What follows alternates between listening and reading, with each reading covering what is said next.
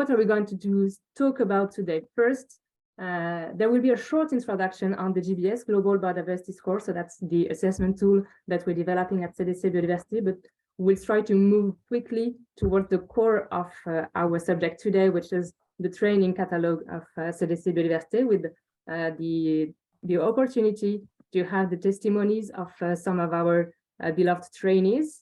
So especially Lionel and Jordan. Paul provided a video because he could not join today.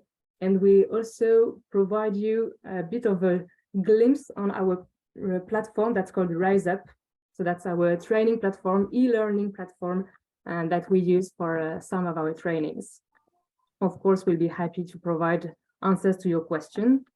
And yeah, so I will just change the question on Menti so that you're able now to tell us more precisely which company you represent. And we'll have a short look at that. And after that, we'll get started with our presentations. So yeah, once again, do not hesitate. For those of you who joined more recently, there's the link to Menti in the chat. So that's menti.com. And then you can simply enter the code that's on the screen and in the chat also to ask your questions. And to do that, at the end of each slide, there's a button note that opens a Q&A, and that allows you to ask your questions. And we'll make sure to check the Menti quite regularly.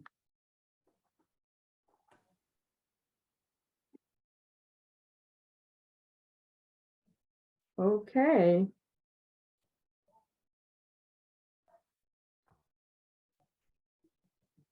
So, beautiful. What I suggest now, as the time is running out and we only have 1 hour, we need to be quite efficient and straight to the point. I will start the presentation and with a few words on the GBS, the Global Biodiversity Score tool, which we developed at CDC Biodiversité for quite some time now. It's been since 2015, the beginning of the reflections around this tool. And today, 7 years later, we're at the launch of GBS version 1.4.2, which is not on the slide, actually. It's very fresh. It's yesterday's released. So we're very happy that the tool is growing, already always developing, including new features. And we have the chance to benefit from the support of the shareholder of CDC Biodiversité, which is Caisse des Dépôts, the French financial institutions, and a team of no longer 12 people, but much more than that. It's 20 at least today working on this beautiful project. And today organized in 6 activity areas: development of the GBS, because as I said, the tool is still under development, and we are improving it each day, essentially. Also, the development of new solutions. So the GBS today is really dedicated to the corporate actors, and we've now developed derived solutions based on this Global Biodiversity Score directed at financial institutions and local authorities. So for financial institutions, we provide tools and solutions regarding listed assets and non-listed assets. And for local authorities, there's a bit more patience that you need to have, because the first products will be released next year. But there's work undergoing, especially with the help of local authorities that are involved in these new developments. And there's also the activities around assessments, biodiversity footprint assessments, BFA, as we like to call them. So these are the assessments that are based on the GBS and done for especially corporate actors. So more than 30 BFAs today that were conducted by ourselves or GBS trained assessors for corporates. There's the B4B+ Club, the Club by Business for Positive Biodiversity, which has indeed accompanied the journey of the GBS since almost the beginning. And so it's been a growing group of support corporates, financial institutions, consultancies, so supporting the development of the GBS tool, road testing it, piloting it, providing their insights, and also benefiting from the growing knowledge that we all together gather over this subject of biodiversity footprints. And last, the subject that will interest us today, the trainings, so that have been developed since 2020, which was the year of the launch of the GBS. So 4 trainings dedicated to companies, financial institutions, consultants, academics, and revolving around the GBS tools and today other topics. And of course, that's what we'll provide more information on in this webinar.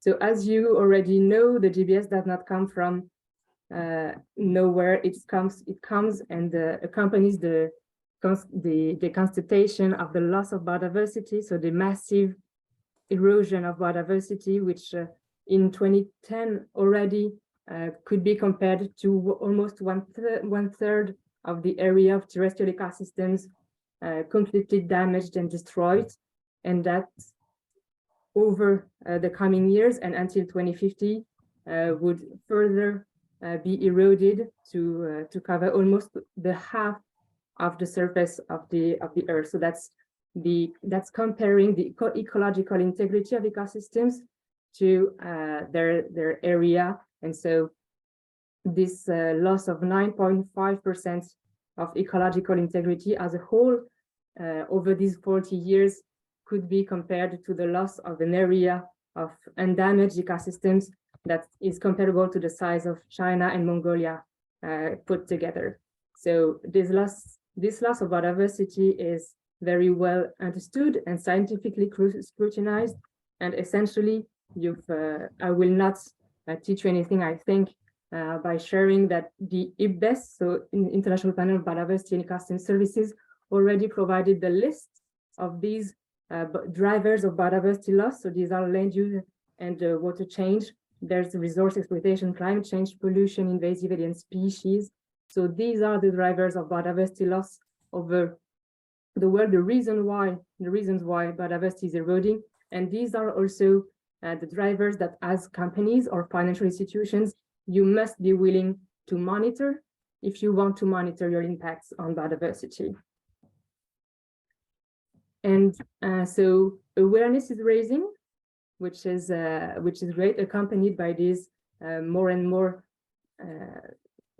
richer and richer scientific background. And there's hopefully, and that's a good thing, this raise of awareness across first companies that are willing to undertake biodiversity assessments and the need and are interested into the tools like the GBS because they want to pilot their risks and opportunities regarding biodiversity.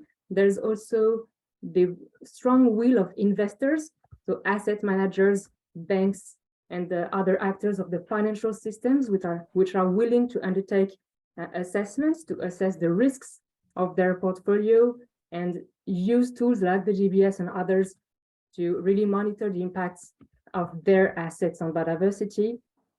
And all that is also encouraged and strongly backed by a growing regulation framework regarding disclosure and reporting on biodiversity. So you may have heard of some of the European regulations and also the TNFD, so the Task Force on Nature-related Financial Disclosures, which provide a more and more dense background and a legal framework around disclosure on biodiversity impacts, biodiversity-related risks, and all that put together provides a really driving environment for biodiversity footprint and assessment tools as a whole.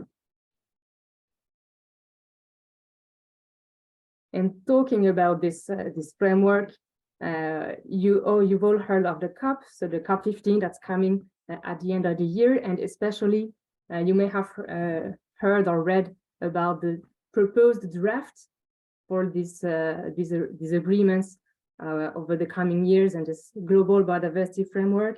And you may know that there's now a scenario that's proposed that we hope will be more specifically defined during the COP at the end of the year, that's aiming at bending the curve of biodiversity loss, and we like to graph this trajectory this way. So you have on this graph the y-axis, which is the remaining biodiversity, so the remaining integrity of ecosystems.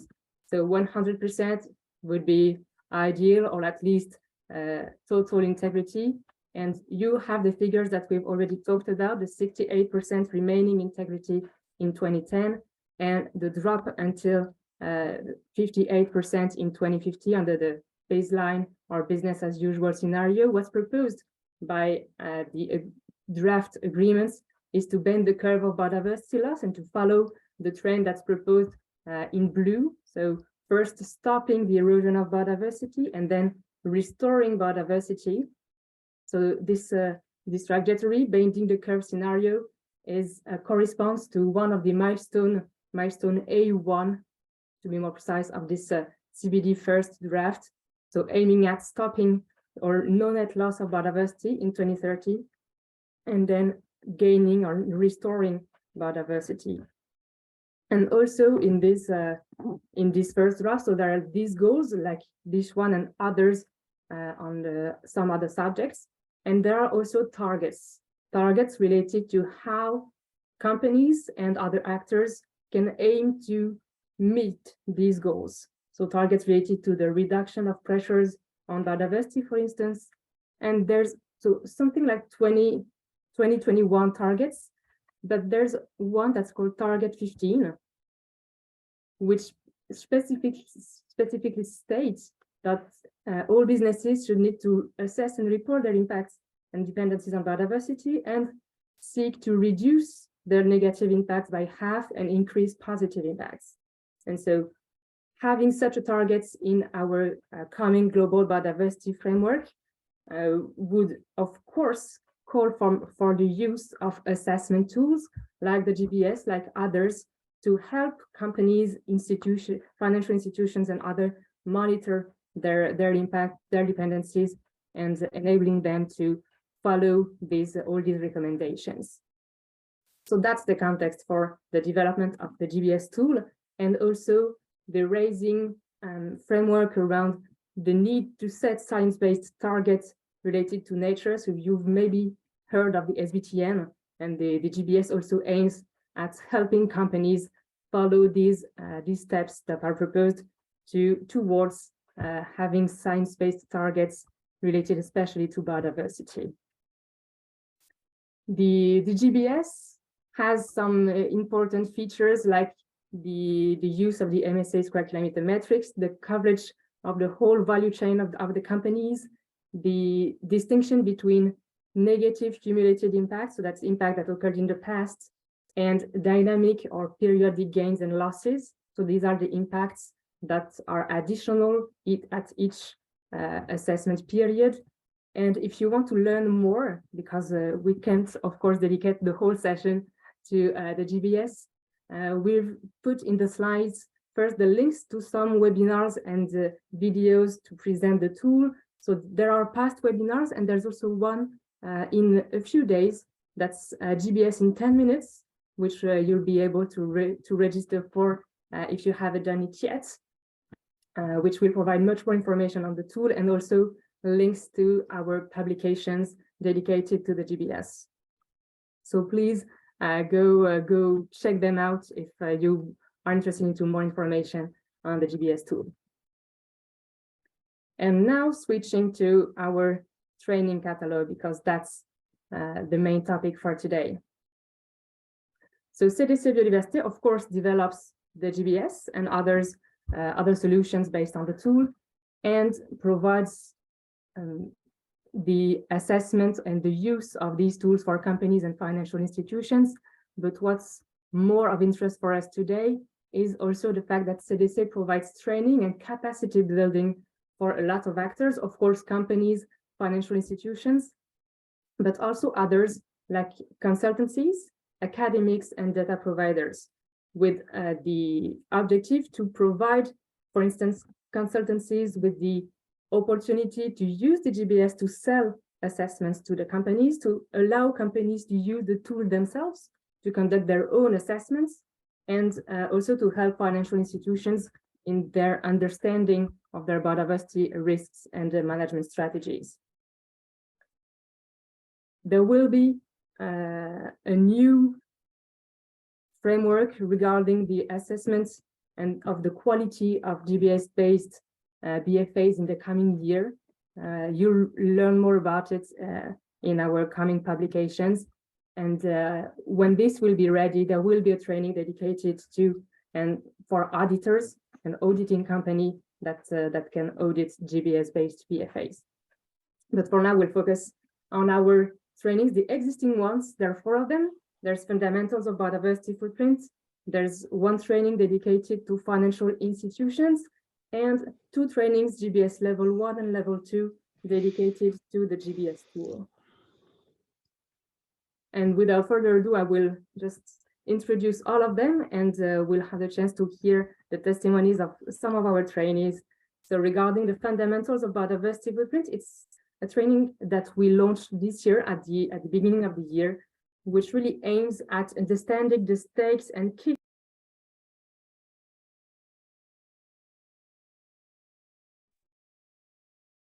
Oh, sorry, I muted you by mistake. Okay, you can all hear me now, right? Yeah. Okay, excellent. So yeah, I was saying that fundamentals of biodiversity footprint is not a training dedicated to the GBS tool. It's dedicated to something that's a bit more broad, which is the biodiversity footprint assessment. That's why we'll focus on, for instance, the causes and stakes around biodiversity loss. There will be also the introduction of the key players and key actors on biodiversity framework, and also the introductions of the core concepts around biodiversity footprinting. So several tools, the metrics, and some other accounting consideration, for instance. This training it's a half day long, approximately, and there's 2 parts. There's 1 part that's asynchronous, so that you can follow on your own via our e-learning platform, and that's complemented by a live class in a virtual classroom that we use to apply all the concepts that you've learned in the videos and the online material. And regarding this training particularly, we had the chance to hear the testimony of one of our training, which is Paul. So unfortunately, he was not able to join today, but he sent us a really nice video that I will share on my screen. So we've tested, you should be able to hear the sound, but actually what I can advise is that you use headphones, because the sound is a bit better sometimes on headphones. And of course, if you have any issue hearing what Paul is sharing, do not hesitate to keep us posted on that in the chat. And I will launch the video. So he'll first, of course, introduce himself and the context in which he did this training. Hi, everyone. I work as Sustainability Officer for INTERVENANTS, the social housing company associated with SNCF, the French public railway company. And we were historically more advanced on energy and carbon monitoring, but as the environmental crisis keeps unfolding, we became aware that we need to pay greater heed to the impact we have on ecosystems. And that's why we started reflecting on the need to develop a proper biodiversity strategy, which involves BFA. That's why I attended the presentation of the different solutions developed by CDC Biodiversité. And that's when I learned about the training fundamentals of biodiversity footprint. Biodiversity being such a challenging and dense topic, at least for me, I chose to register to the fundamentals training as a warm-up before the first level of GBS. And so then he'll introduce the training to which he took part. I attended the fundamentals training in late March this year, and then the GBS Level 1 training in May. And now the main updates that he could have and benefit from after the training. As for the uptakes, first I took home a better understanding of the biodiversity crisis as a whole, with orders of magnitude and all. For instance, I remember the figure of 68% decrease in populations of vertebrates since the end of the 70s. I've heard it before, but you tend to forget this sort of things, and I feel like the training was a really efficient way to piece together all the info I've gathered here and there, and to make it all make sense. The training also provided me with a solid overview of the biodiversity players and the current international frameworks, which is a great help to start navigating the field. And finally, the training introduced me to the key concepts that are needed to understand how a BFA is built. As BFA is quite a complex exercise, I feel like it's crucial to make sure you master the basic concepts before you embark on this journey. And I must say that I now feel equipped to work with specialized consultancies as I can speak their language.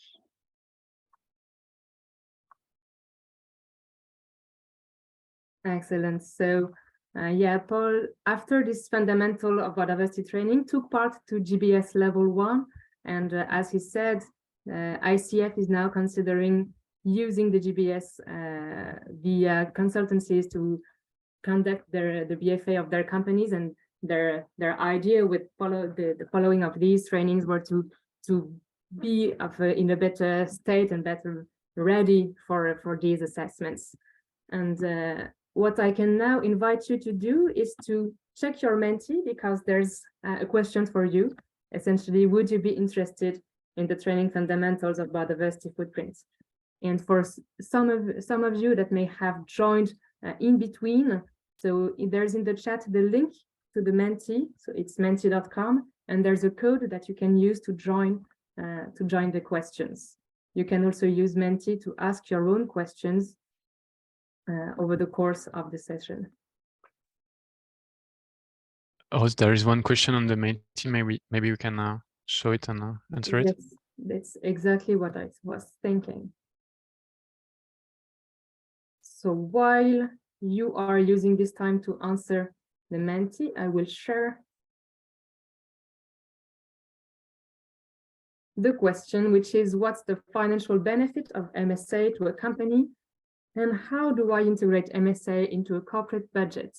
So MSA is not quantified in terms of monetary terms. So it's not in euros nor dollars.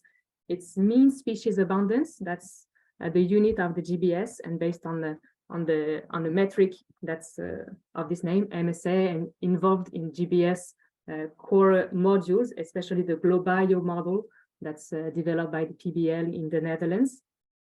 So it's the MSA square kilometer, where one MSA square kilometer is equivalent to the loss of 1 square kilometer of intact ecosystems. So basically, MSA and the MSA square kilometer units provides information on the state of biodiversity, so the ecological integrity of an ecosystem, what's the financial benefits. In terms of monetary terms, there's no financial benefits that's directly linked to the use of MSA, but when your company is thinking about adopting targets and indicators or setting itself KPIs related to biodiversity, MSA and MSA square kilometers are metrics and units that are considered and compatible with the global biodiversity framework. So the bending the curve graph that I showed earlier, this bending the curve can be translated into goals and targets expressed in MSA square kilometer, so that MSA square kilometer can be a very useful KPI for you, or at least a useful indicator to monitor your progress and performance in terms of biodiversity, and align your biodiversity strategy with this global biodiversity framework. And so how do you integrate MSA into a corporate budget? It's the same. I think there's not really an integration in the corporate budget. What should be integrated in the corporate budget is the consideration of the assessment of your footprint, but there's no link between MSA and corporate budgets. But I don't know if Joshua, if you want to provide some more answers. No, it's good. Okay, Excellent. Then I suggest that we move on a bit with our training. So this was the fundamentals of biodiversity footprint training. That's dedicated for people willing to gain fundamental knowledge on biodiversity footprint assessment. So and of course the international frameworks, regulatory frameworks. Now moving on to one of our also new trainings that will be launched next month, actually in November, is a training that's dedicated to biodiversity footprint and reporting for financial institutions. So this training stems from the observation of a need for these actors, so essentially financial institutions, so banks, asset managers, and others, to gain knowledge and navigate more easily first the regulations that exist with regards to biodiversity risks and assessments, also the frameworks that are now growing. So I mentioned the TNFD earlier. There are also other regulations at the European levels and also at the national level, especially the French Article 29, and also navigated the several tools that exist and that they can use to assess their risks related to biodiversity and to nature, the dependencies and impacts of their activity on biodiversity. And so this training, as I said, will be launched next month. So it's a one-day training that's split into 2 half days. So for next month, it's on November 21st and 22nd. It's in English and online, but there's no asynchronous part like for the fundamentals of biodiversity training. It's just these 2 half days. Some prerequisites, so the validation of fundamentals of biodiversity footprint training, or at least the level of knowledge comparable to that's gained by fundamentals, and also of course English spoken because the training is in English. So as earlier, do not hesitate to tell us via the Menti if you're interested into this training. It's not too late to register. So if you are interested and available on November 21st and 22nd, do not hesitate to let us know. We'd be very happy to have you in the session. And so, of course, no testimony, at least for this webinar, because there's not yet trained people for these trainings.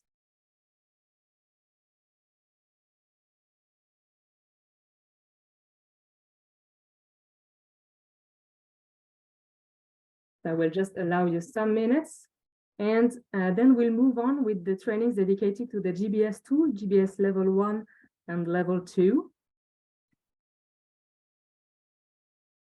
So these are the trainings that were historically the first ones, but we chose to provide browse the catalog not in the chronological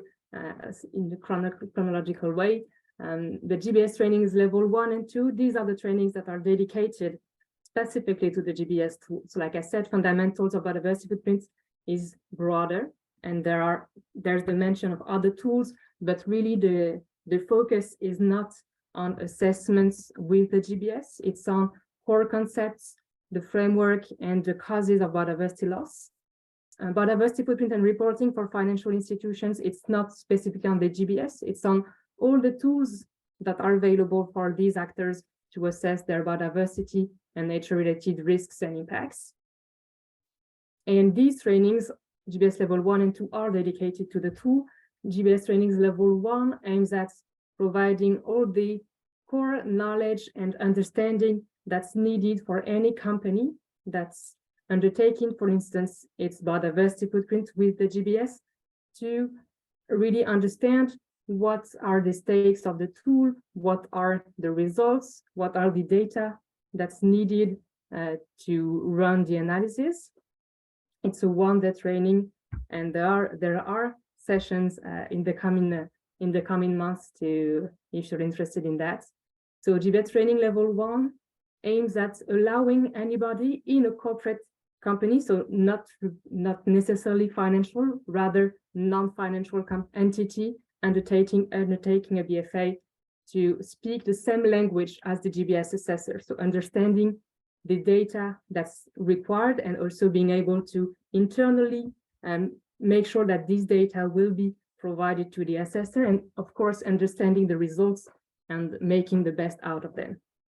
GBS training level 2 is to master the GBS tool and to conduct biodiversity footprint assessments using the tool. So this training is for either consultancies, which are seeking to add biodiversity footprint assessments to their commercial offers and sell them to clients, or to corporates willing to undertake their own biodiversity footprint assessments with the GBS tool internally. So GBS level 2 is a 2-day trainings. There's 2 prerequisites. The first one is to validate GBS training level 1. So the level 1 and level 2 are complementary. And there's also the need to have the GBS license because the tool will be used by you and installed in your computers.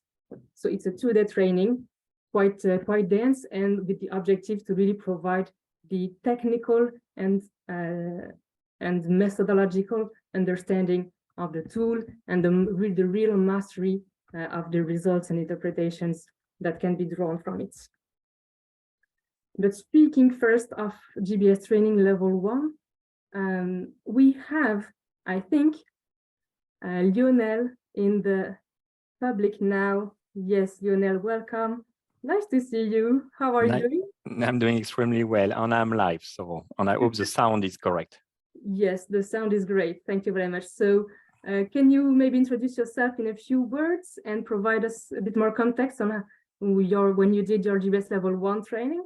Yes, hello everyone. So I'm Lionel Heurtin. I am a SRI or ESG analyst at OFI Asset Management.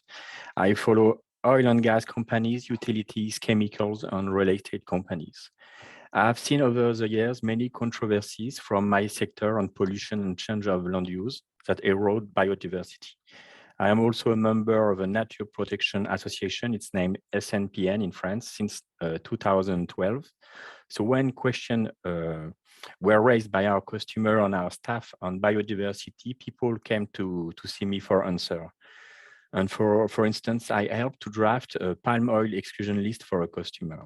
Overall, through the GBS training, I wanted to better understand and assess the issues related to the impact of companies on biodiversity. Excellent. And so you attended GBS level 1 this year. And what were for you the main uptakes? So I registered for the Global Biodiversity Score GBS training level 1, which took place last year in November the 16th to increase my knowledge on the subject. This training was held in the CDC premises at 15K Anatole France in the 7th district of Paris. It lasted from 9 a.m. to 5:30 p.m. The trainer were yourself and also Patricia Zhang, research manager at CDC Biodiversity. And the main uptakes for me, this training allowed me to familiarize myself with the important concept of biodiversity, the GBS tools, the footprint assessment, the planetary boundaries, the MSA, the data collection process, and the updating of calculation files. I was taught the source of the data and the main indicators used to assess the impact of companies on biodiversity. Excellent. And so since then, you've been able, I think, to advance on your projects related to biodiversity, right? Oh yes, we were. And I will provide you longer answers on what I just did, because it's just the beginning of a very long path for us. And it will take several years to complete. Following the training, I was able to apply my new knowledge to select a biodiversity data provider for my company, OFI Asset Management. And also I was able to produce an Article 29 report. To choose our provider, we looked at the highest coverage for our asset class, the robustness of the platform, feature in GBS such as the bottom-up factor on climate, the Como tools module on the future development project were nice add-ons. Regarding the production of Article 29, this is the French version of the European SFDR report. We produce our own report for OFI, but also about 15 reports for our customer. We use the MSA dot kilometer square as the indicator for the biodiversity footprint by domain. So terrestrial, freshwater, static, and dynamic. We did not retain the MSA PB star. It was too difficult to explain for our customer. And also we had a discussion on the biodiversity trajectory, and you spoke about the targets just a little bit before. So we did mention the 21 targets. And also in our report that we published in June for OFI Asset Management, the perimeter we retained were about 15% of our total assets. It was just our open-ended funds. The number we came up for our MSA dot kilometer square terrestrial static number is 821 kilometer square. So it's 8 times the size of Paris. And also we disclose the distribution of impact by IBES pressure, and the climate change pressure explain 45% of the total. So I could answer and tell you a lot more. I did a lot of trainings around me, our customer, our staff. Also have a long list of many subjects of improvement for the next 12 months for OFI Asset Management. And just one example, OFI Asset Management is part of a TNFD pilot on agriculture and fisheries with CDC Biodiversity. And I would like to thank you. Thank you very much, Lionel, for this very interesting and insightful, I think, testimony. So with this training, you were able to really embark on the journey and have your first productions, especially regarding the French regulatory framework. So that's beautiful. And you already mentioned the TNFD pilots that we're doing together. So that's another very interesting and challenging project that we are leading together on biodiversity. Thank you very much. Of course, in the audience, if you have some questions for Lionel, do not hesitate to write them in the Menti, and we'll make sure that we ask them to him later. I think that for now, there's no questions. So thanks very much, Lionel. So you attended GBS training level 1. And at the time, GBS, so the training dedicated to biodiversity footprints reporting for financial institutions was not available. So it's gonna be launched next month. And we also have in the audience I think the testimony from Jordan Ray coming from Hermès. I don't know, Jordan, if you're connected with us today. Hello, Rose. Hi, Jordan. Nice to meet you. Thank you very much for being here. How are you doing? Thank you. I'm fine. I'm fine. Thank you. And I'm very pleased to be to have the occasion to give my testimony about the GBS training.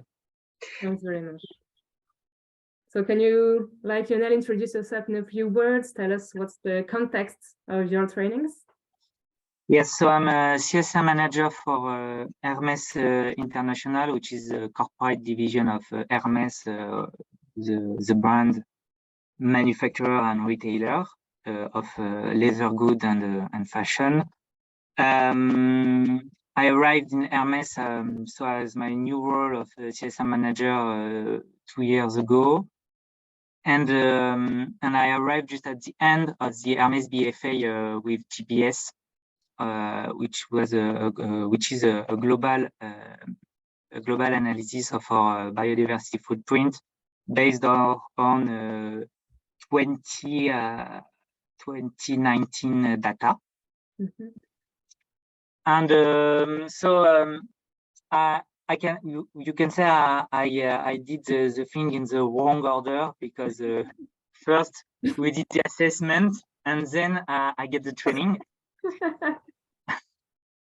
But it was very insightful for me. So I attend to the GBS level 1 and 2 training this summer, and my aim was to really understand in detail the tool, the database which has used, the models, the data collection files, and of course how to use the GBS tool. Mm-hmm. My aim of this was not especially to make internal assessment, as we are on a quite wide perimeter, and I don't have the work band to do it myself. But it is it's a really great training. Of course, level 1 to understand what is the GBS, what is the tool, how does it work, and how the pressure, the IP-based pressure is modelized into the tool. And but my favorite part was the level 2, because we really get the end of the GBS. And for me, it was very important that the tool was not a black box. And it's not, it's very clear how does it work, how does it compute our data. And so the level 2 allow me to know how to use the GBS tool. And I was using it a few minutes ago, and I almost forgot our meeting. That's why I was late, because it allowed me, as it's a very easy installation, and that we learn how to maintain the installation and use it on level 2 training. My main use is to do a quick scenario and sensibilities tests for our BFA and our trajectory about biodiversity footprint. And so thanks to this training, I'm able to launch the GBS tools, to put data collection files, and to tweak my my BFA, I mean the Hermès BFA, to see how we can or what we want to do with our footprint will influence the result. So yeah, it's really useful for me, and it's really great to really understand the result and to be able to dig deeper in our footprint. Excellent. Thank you, Jordan, for this passionate, I would say, testimony on the GBS tool. And so, yeah, as you mentioned, so we've had the chance to accompany Hermès in its BFA, and now you're using the GBS to test and quantify the impacts of some of your possible scenarios or reduction actions, and yeah, using the tool to see how this concretely impacts the results and the assessment of your footprint. Yeah. Thank you very much. Same, if there's any questions regarding the testimony of Jordan, do not hesitate to use the Menti. I see no questions coming, actually. So we'll move on for a bit, allowing some time for the audience. And so, yeah, the GBS training levels 1 and 2 really aim at creating and allowing the uptake of the GBS tool by a community, and especially a nice community of GBS assessors. So here's the list of some of them which are involved in the consultancies. So people like Jordan involved in their own are using their own data in their companies, but of course these peoples from consultancies can be contacted if you have any interest in conducting the BFA of your company also. And we are very happy to see the number of BFAs growing. So also on this slide and on the next one is the list of all the at least 34 assessments realized or undergoing to this day. And so assessments that are covering a wider and wider range of industries and sectors, and yeah, undertaken by external assessors, and some of them by internal assessors. We were happy to have them in our previous webinars. So for instance, Decathlon. So these are the list that you will have a chance to have a better look at when you have the slides.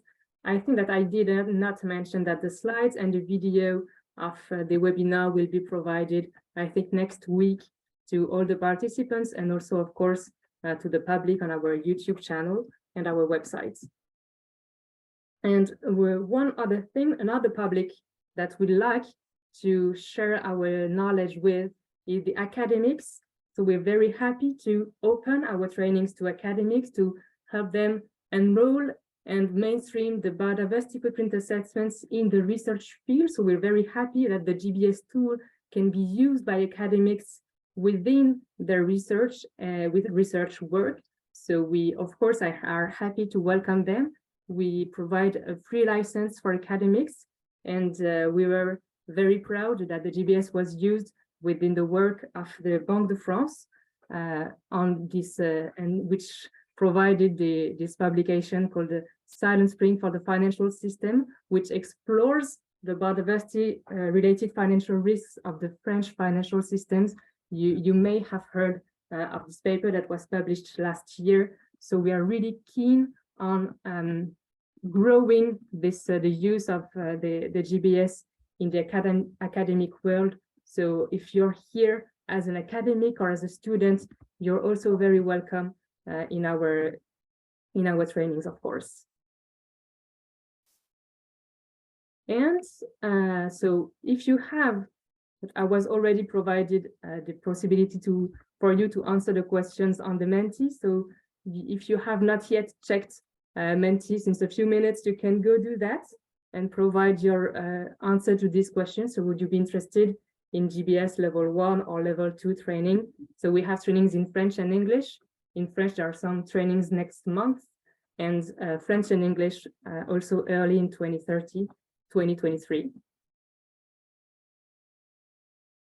So I will, yes, let's leave the question open for a bit. Also to mention that we are very happy to propose a growing number of intervention or intra-company trainings. So we've had a chance to provide these dedicated trainings to several companies, which to tackle some of their specific issues, which were sometimes co-constructed with either the clients or some partnerships that we can make happen in the course of this intra-company training. So we've had a chance to, of course, be involved with our dear friends from the Caisse des Dépôts, CDC Croissance, Hermès, Nestlé Waters, Azulis, an asset manager.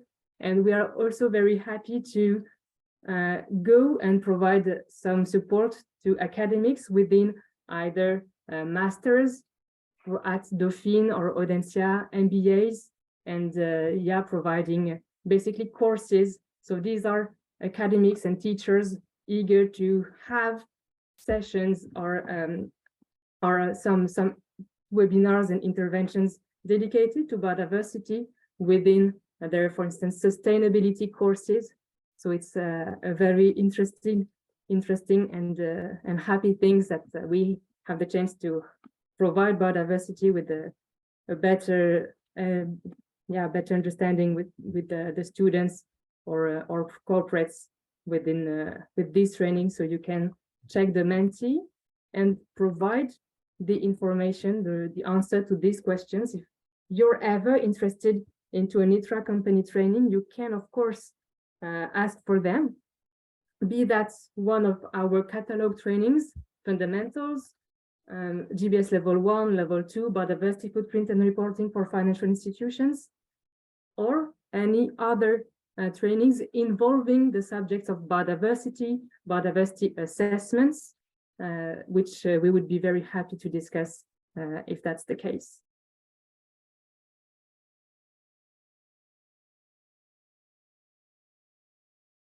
So I will provide some time for you to answer these questions.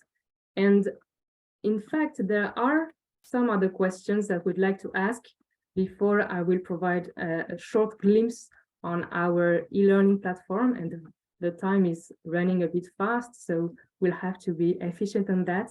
We'd like to ask you the questions if you'd like to join the D4B Plus Club. So there will be in the material that we'll share some slides dedicated to the club. But so basically, if you can, of course, reach out to us if you're interested to joining this club.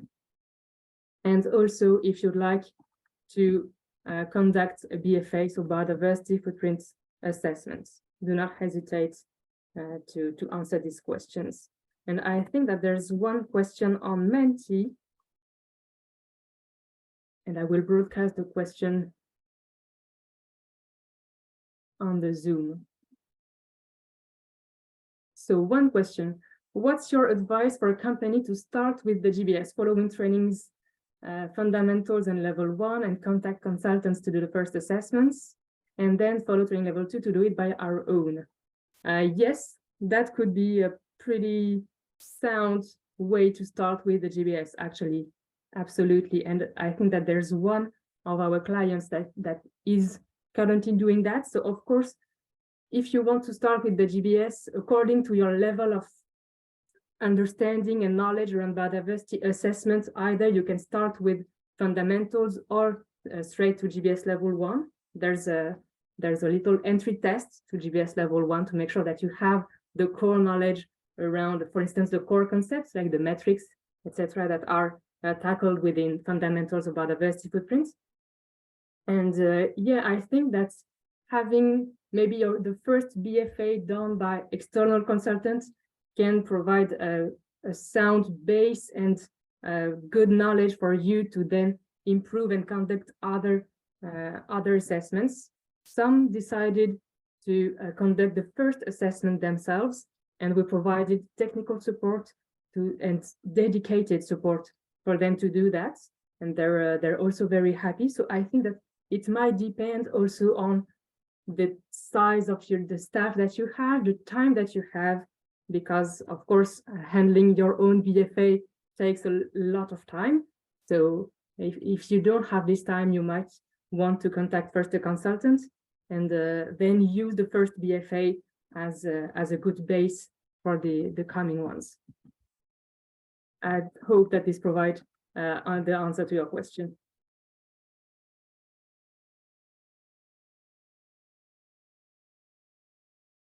So this one is answered. And I answered the last question also. Maybe you can show Rise Up. Okay, you answered in the chat, right? On the chat, yes. Okay, so yeah, I will switch to Rise Up, which is our e-learning platform, and I will share. This is the page on which you will come if you click on any link that's related to registering to our group. I thought that it was already loaded, but apparently not.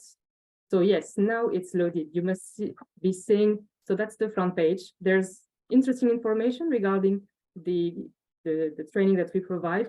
And if you're interested into a training, you can sign up by filling in all the information that's provided on the right side, and especially specifying the training that's of most interest to you. And you can also select the date of the session to which you'd like to register. What will happen next is that you'll get an email providing first, of course, information on the training. I will show you the email actually. There's information regarding, of course, the details of the training, so all the contents. There's also the training order form. So that's what you need to provide us to fill in this order form so that we make sure that your seat is, that you are registered, that you have a seat in the training, and that we validate your access to the platform. We will validate your account when we have this order form received. And what I mentioned is that in the email, there's also interesting information for each training, and especially regarding training GBS level 1, I mentioned an entry test, and you'll have the link to the entry test also in the email so that you can take the test and see whether or not you can register directly to GBS level 1 or need to first follow the training fundamentals of biodiversity footprints. Once your account is validated, so once you have registered and sent your order form, you'll get access to the Riser platform. So here is my account, or at least an example account with all the trainings to which I'm registered. Fundamentals, GBS training level 1 and level 2. You can, of course, start any at when you want. In fundamentals training level 1, you'll find all the asynchronous content, so videos and quizzes to take before the live class. And I will show you, for instance, GBS training, yes, fundamentals. So like I said, there's videos, there are quizzes, and after that, you'll be able to join the live session dedicated. So that's the 1 hour and a half dedicated to the live class. Of course, description of the training. Here is the autonomous learning. So you can follow each module after time at your own pace. And for GBS trainings level 1 and 2, you have a little onboarding session with, so for instance, some interesting readings. And for GBS level 2, there's all the material that's needed to install the GBS on your computer. So everything is in these little trainings there. And of course, you'll have the chance to validate your training using RiseUp. So there's the validation test at the end of each session. I will check maybe one last time the Menti to make sure that we can provide answer to any questions that came in the meantime. And we reached the end of our session already. It was quite fast. So how many days does it take for biodiversity assessment with the GBS? Depends on the complexity of the assessments. Usually it's 3 to 6 months. So it's not really in days, it's rather in months, 3 to 6 months, depending on the complexity of the BFA, meaning the complexity of the data, the complexity of the organization of your company, and yeah, the level of detail that's expected in the final results. And of course, so we'll be happy to provide more information in the GBS in 10 minutes. And there's also a lot more information in the webinars that I linked in the slides. So make sure to check them out. And of course, we'll be happy to provide further information via email or anything. Do not hesitate to reach out. It's been a pleasure to have you today. I'm just checking if there's in the chat anything. No, I think there's no questions. So if someone has any questions, do not hesitate to write them either in the Menti or use the chance. I will stay in this session for a few minutes, so you can also use this time. Otherwise, I will thank you all very much. Thank you, Joshua, Emily, also for the support for the session.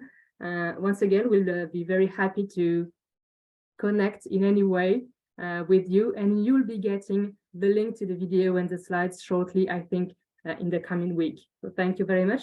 Enjoy the rest of your day, and yeah, see you very soon. Thank you. Thank you. Bye-bye.